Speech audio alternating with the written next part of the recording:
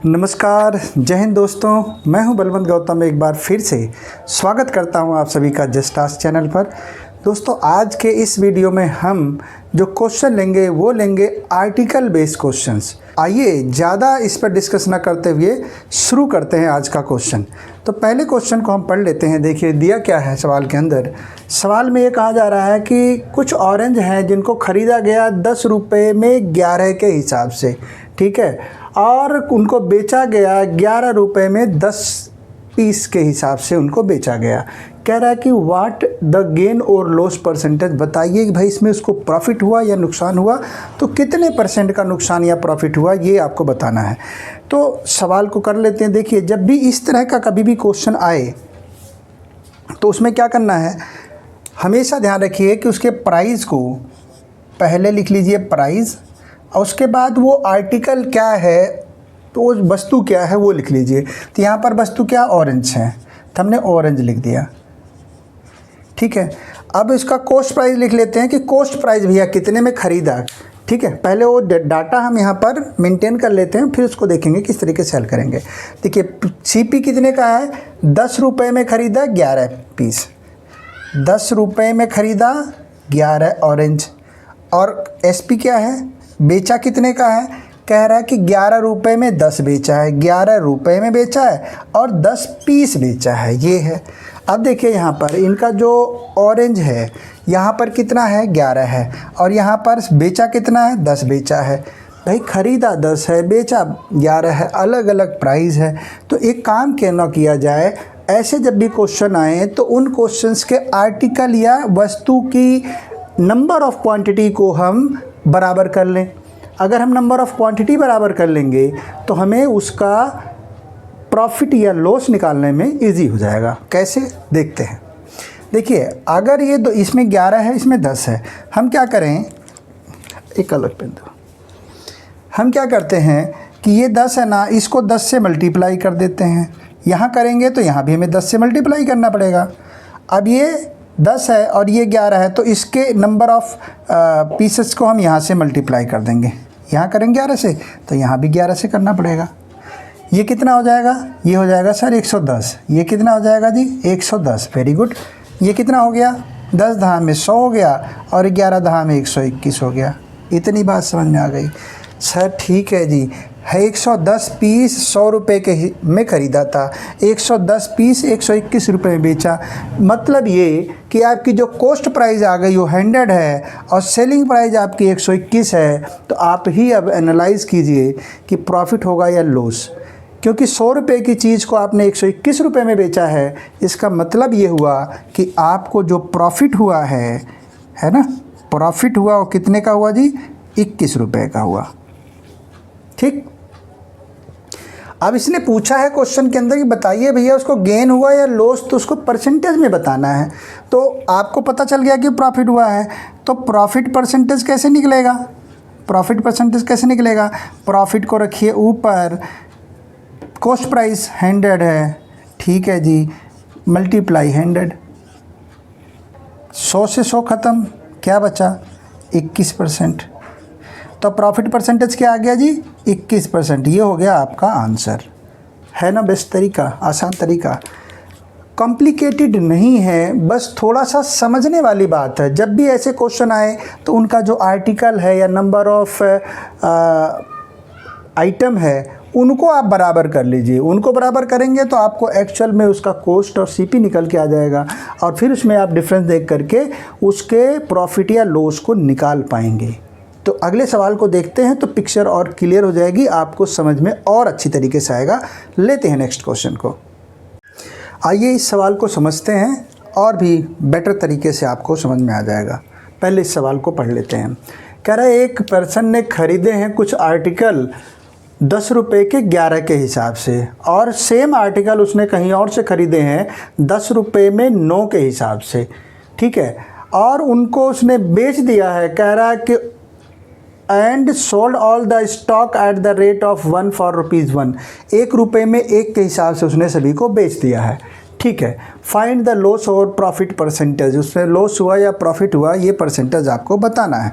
अब यहाँ पर ध्यान देने वाली बात ये है कि यहाँ पर उसने 2 बार उसको परचेज़ किया है, सेम आर्टिकल को, सेम चीज़ों को 2 अलग अलग जगह से अलग अलग तरीके से अलग अलग रेट पर ख़रीदा है।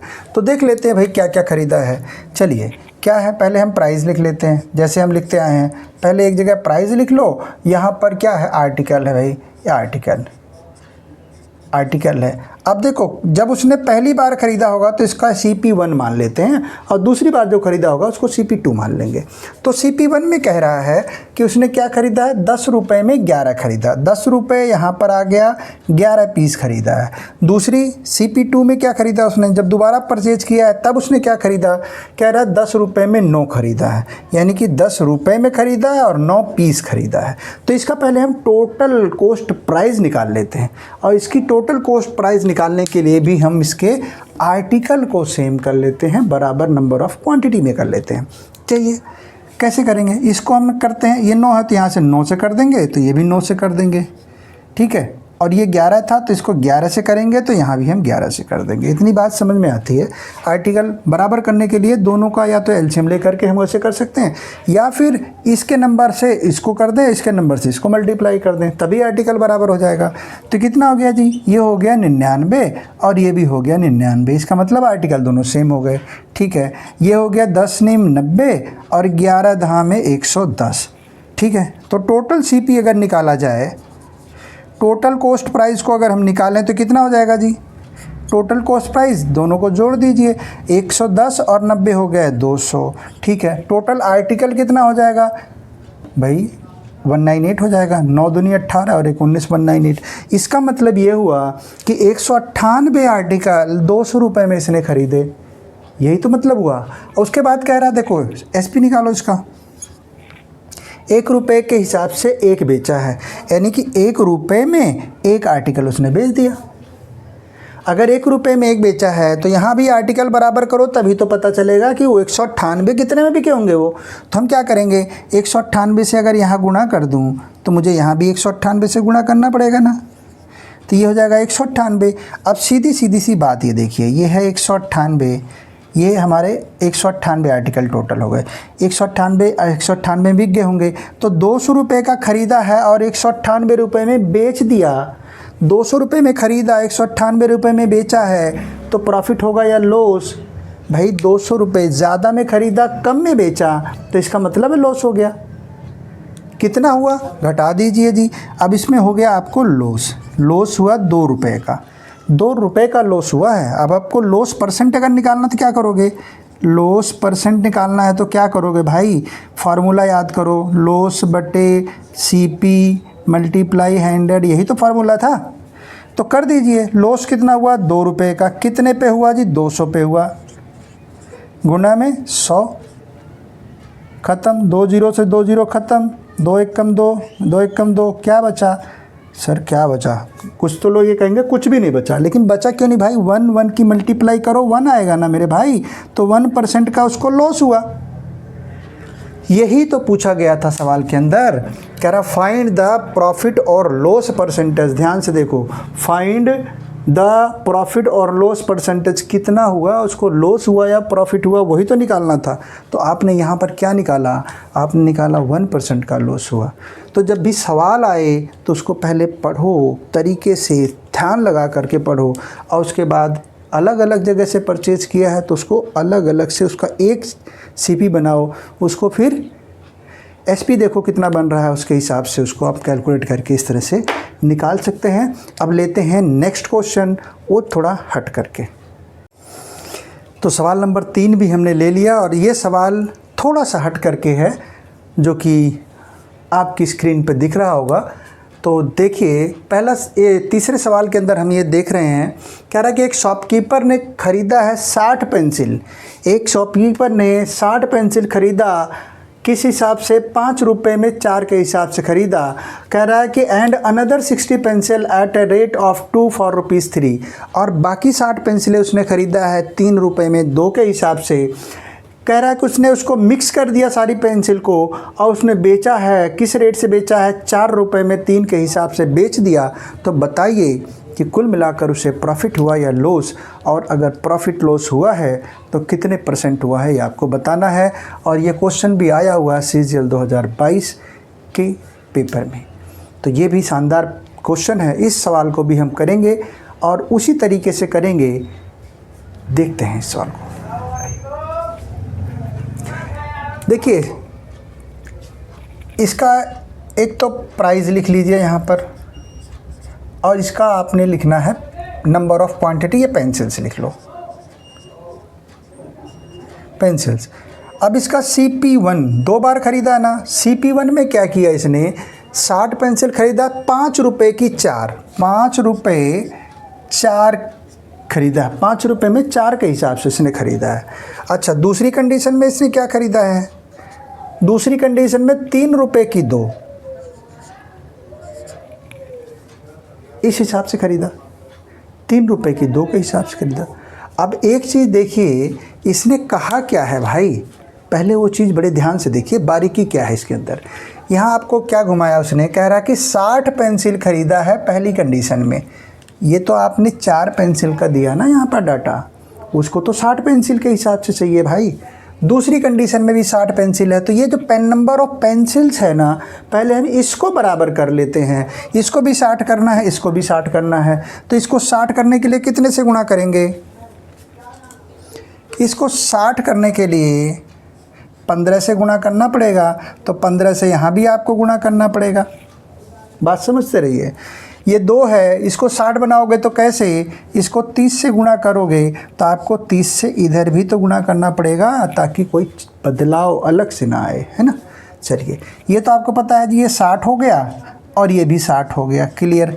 ये कितना होता है जी, चलिए 15 बचे 75 हो गया। ये डाटा हो गया 75 और 30 3 90 हो गया। 15 बचे 75 और 30 3 90, ये कितना हो गया, ये हो गया 120, और ये हो गया 5 और 9 7 16 165, इतना ही आ रहा है। ठीक है, ये तो आपका टोटल CP हो गया, आपका आ गया टोटल कॉस्ट प्राइस, और उसका नंबर ऑफ पेंसिल्स निकल के आ गए, आर्टिकल आ गया। अब देखते हैं दूसरी कंडीशन में क्या कहा इसने, CP हो गया, SP क्या कह रहा है, बेचा कैसे कैसे है, कह रहा है कि 4 रुपये में 3 के हिसाब से इसने बेच दिया। तो 4 रुपये में बेचा है, और कितना बेचा है जी, 3 के हिसाब से बेचा है। तो इस 4 रुपये में 3 के हिसाब से बेचा है, तो नंबर ऑफ पेंसिल अभी हमारे पास 3 है, हमें इसको बनाना है 120, तभी तो पता चलेगा भाई एक्चुअल में प्रॉफिट हुआ या लॉस हुआ। तो इसको कितने से गुणा करें, इसको 40 से गुणा करोगे तभी तो 120 आएगा, तो इसको भी 40 से गुणा करना ही पड़ेगा। तो ये कितना हो गया, 4 चौक 16 160, और ये हो गया 120। अब देखो आपके पास CP कितना है 165, SP कितना है 160, यानी कि 165 रुपये में आपने ख़रीदा है 120 पेंसिल, और 160 रुपये में आपने बेचा है 120 पेंसिल। तो आप देख लीजिए, कॉस्ट प्राइस ज़्यादा होगा, सेलिंग प्राइस कम होगा, तो इसका मतलब है कि आपको लॉस हुआ है भाई। और लॉस कितना हुआ है, तो लॉस निकालने के लिए जो फार्मूला आपको बताया कि कॉस्ट प्राइस में से सेलिंग प्राइस को घटा दो, तो आपके पास आया 5 रुपये का लॉस हुआ है। ये 5 रुपये का लॉस कितने पर हुआ है, 165 पर हुआ जी। ठीक है, ये अब लॉस परसेंटेज पूछा ना, परसेंटेज पूछा है इसमें, प्रॉफिट और लॉस परसेंटेज पूछा है ना। तो लॉस का जब अगर परसेंट निकालोगे तो कैसे निकालोगे, लॉस क्या हुआ 5 रुपये का हुआ, कितने पर हुआ 165 रुपये पे हुआ, मल्टीप्लाई 100 से करना ही पड़ेगा। ठीक है, तो काट दीजिए, 5 एक कम 5, 5 तियाँ 15, एक बचा 5 तियाँ 15, कितना हो गया सर, ये तो हो गया 100/33। कोई दिक्कत नहीं, 100/33 है, इतना भी रोक सकते हो। अगर ऑप्शन में ये नहीं है तो आप क्या करो, इसको काट दो, 33 से कम 33, 33 तियाँ 99। अब ध्यान रखना, तियाँ 99 बचा कितना, एक को रिमाइंडर ऊपर रखो, ये 33 नीचे रख दो, तो आपका कितना आ गया जी, लॉस जो आपका लॉस परसेंट निकल के आया वो निकल के आया 33 सही 3 सही 1/33 आपका ये लॉस परसेंटेज होगा। तो इस सवाल को भी हमने इस तरीके से सॉल्व करना है। अब लेते हैं एक और अगला सवाल जो थोड़ा सा और भी हटके होगा। ठीक है, ध्यान से देखते रहिए वीडियो, क्योंकि सवाल कुछ अलग अलग तरीके के आ रहे हैं, हमेशा डिफरेंट, कुछ नए नए सवाल हैं जिसको सीखना है, ताकि एग्ज़ाम के अंदर अगर ऐसे सवाल आएँ तो उनको छोड़ के नहीं आना है, उनको करके आना है। तो लेते हैं अगला सवाल। एक और शानदार क्वेश्चन आपकी स्क्रीन पर आपके सामने, और सवाल को पढ़ते हैं। पहले सवाल में कह रहा है कि एक शॉपकीपर ने 60 ऑरेंज खरीदे 72 रुपये में 10 के हिसाब से, और an equal number at 12 for ₹90, और उतने ही नंबर ऑफ क्वांटिटी में 90 रुपये के 12 के हिसाब से भी खरीदे। ठीक है, उसने स्पेंड किया, इस पर कुछ खर्च किया 118 रुपये, और उसके बाद उसने बेच दिया, इन सभी को बेच दिया। यदि उसने 26% प्रॉफिट पर बेचा, इस सब ट्रांजैक्शन में उसको 26% का प्रॉफिट हुआ। ये नहीं दिया हुआ है कि कितने रुपए में बेचा उसने, इसमें ये दिया हुआ कि उसने बेच दिया इन सभी के सभी को, और उसको 26% का प्रॉफिट होता है इंटायर ट्रांजैक्शन पर, पूरी की पूरी ट्रांजैक्शन पर। तो बताइए कि भाई 32 ऑरेंज का कॉस्ट प्राइस क्या होगा। ये थोड़ा डिफरेंट क्वेश्चन है, MTS 2021 में आया हुआ एग्ज़ाम में एक क्वेश्चन है, बहुत ही शानदार क्वेश्चन है। इसको भी हम करते हैं। बहुत सारी इन्फॉर्मेशन है, अलग अलग इन्फॉर्मेशन है, उन सभी इन्फॉर्मेशन को हम एक जगह एक टेबल फॉर्म में ले लेते हैं ताकि हमें करने में आसानी हो। ठीक है, सेम उसी तरीके से हम इसको भी करेंगे। देखिए, यहाँ लिख लेते हैं इसके प्राइस को, और एक जगह लिख लेते हैं इसके ऑरेंज को। ऑरेंज है। अब CP कॉस्ट प्राइस 1 क्यों? क्योंकि 2 बार उसने परचेज किया है। ठीक है, तो पहली कंडीशन में क्या किया, 72 रुपये में 10 खरीदे। भैया ठीक है, 72 रुपये में खरीदे हैं, 10 पीस खरीदे हैं। ठीक है, और उसके दूसरी कंडीशन में क्या कह रहा है कि 90 रुपये में खरीदे हैं, 12 पीस खरीदे हैं। CP2 में कहता है, CP2 में कह रहा है कितना, 90 रुपये में खरीदे हैं और 12 पीस खरीदे हैं।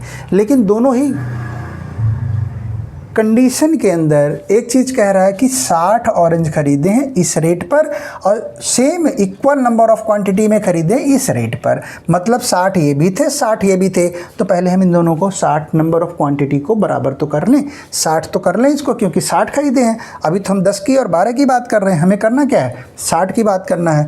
तो इसमें कितने से गुणा करें? अगर हम 6 से करेंगे तो 6 से यहाँ भी कर दो भाई साहब गुणा। 12 पंजे 60 यानी कि 5 से करना पड़ेगा, तो यहाँ भी कर दीजिए 5 से गुणा, ताकि दोनों चीज़ें हो जाए बराबर। वेरी गुड, इतना तो कर सकते हैं सर। करिए फिर, कितना हो गया? ये तो आपको पता ही है जी, 60 होगा। इसमें तो कोई कहने और सुनने की बात ही नहीं है, क्योंकि हमने 60 ही तो लाना था, है ना। अब इसको करो, 6 दूना 12 और 6 सत्ते 42 और 1 43, इतना हो गया। और 9 पंजे 45, 9 पंजे 45, 450। इसका टोटल और इसका टोटल देख लीजिए, ये हो गया भाई 120, और ये हो गया कितना? और भी कुछ किया है क्या इसने? नहीं किया ना। ठीक है, ये हो गया 2 5 3 8 और 4 4 8। अरे कितना शोर करते हैं बाबा ये। ठीक है, ये आप गया आपका टोटल CP। अभी CP निकला है, दोनों को जोड़ करके टोटल नहीं निकाल सकते हम ऐसे। क्यों? क्योंकि वो कह रहा है भैया he spend ₹118 on the all transaction पर। उसने 118 रुपये और भी खर्च किए हैं। हो सकता है पैकिंग में किया, हो सकता है किसी और चीज़ में किया हो, तो 118 रुपये और भी इसके लगे तो सही। इसमें 118 और जोड़ दीजिए, तभी तो आपका टोटल निकल के आएगा, CP बनेगा। तो CP टोटल CP निकलेगा ना भाई। अब टोटल CP अब निकलेगा आपका। तो 8 और 2 10, 8 9 और 1 10, 8 और 2 10। वाह क्या बात है, 1000 हो गया टोटल। मतलब 1000, और ये 120 आपका है ही। मतलब आपका जो आर्टिकल है वो है 120, और जिसकी कॉस्ट प्राइस बन गई 1000 रुपये। ठीक है, 1000 रुपये। आगे क्या कह रहा है? कह रहा है ये जो है ना, इसको बेचने पर 26 रुपये का प्रॉफिट हुआ। को CP आपको दिया हुआ है, प्रॉफिट परसेंटेज आपको दिया है, तो मैंने आपको एक फार्मूला भी बताया था, याद होगा, तो उसी को अप्लाई कर लेते हैं एसपी निकालने के लिए। एसपी कैसे निकलेगा? ये सीपी दिया हुआ है तो सीपी लिख लो भैया 1000, ये अपने आप में 100% होता है। आपको निकालना है 26% प्रॉफिट, तो इसका मतलब 100 + 20 यहाँ आएगा, तो इसका मतलब 100 + 26 आएगा, तो 126 हो जाएगा। अब इसकी काट दीजिए, 2 से 2 0 ख़त्म, कितना हो गया 1 2 6 और 1 0 ये आ गई। ठीक है, तो यानी कि इसका सीपी निकल कर एसपी निकल कर के आ गया कितना 1260। लेकिन इसने एसपी नहीं पूछा है, इसने पूछा क्या है, कॉस्ट प्राइस ऑफ 32 ऑरेंज की पूछा है। तो भाई कॉस्ट प्राइस अब निकालेंगे 32 ऑरेंज की। ये जो एसपी निकल कॉस्ट प्राइस ही पूछा है जी, कुछ और तो नहीं पूछा। सेलिंग प्राइस पूछा है जी, ये मैंने गलत लिख दिया था, इसको सही करते हैं। ये सेलिंग प्राइस ऑफ 32 ऑरेंज है। ठीक है, तो 100 सवाल अब सही है, यहाँ थोड़ी सी गलती हो रही थी, लिखने में गलती हो गई। ठीक है, तो सेलिंग प्राइस ऑफ हमें कितना निकालना है, 32 ऑरेंज का सेलिंग प्राइस निकालना है। ठीक है, तो सेलिंग प्राइस निकालिए। ये जो है सेलिंग प्राइस, ये कितने ऑरेंज का सेलिंग प्राइस है, 120 ऑरेंज को बेचा है, तब उसको 1260 रुपये में बेचा है।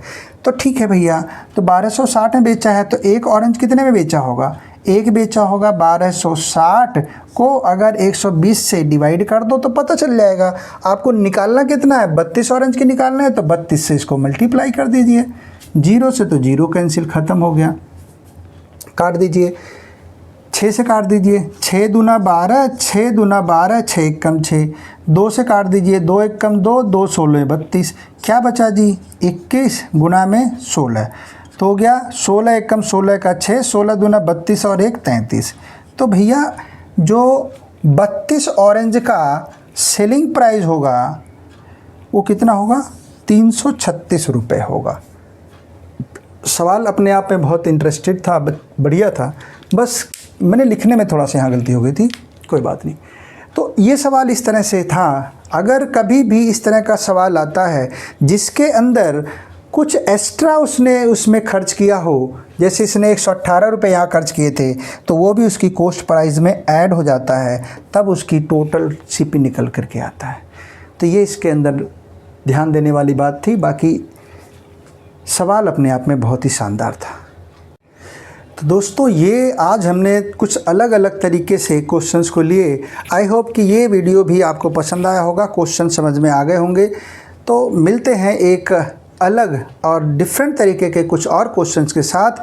तब तक वीडियो देखते रहिए और पढ़ते रहिए, क्योंकि जो पढ़ेगा वही आगे बढ़ेगा। तो मिलते हैं नेक्स्ट वीडियो में, तब तक के लिए जय हिंद दोस्तों।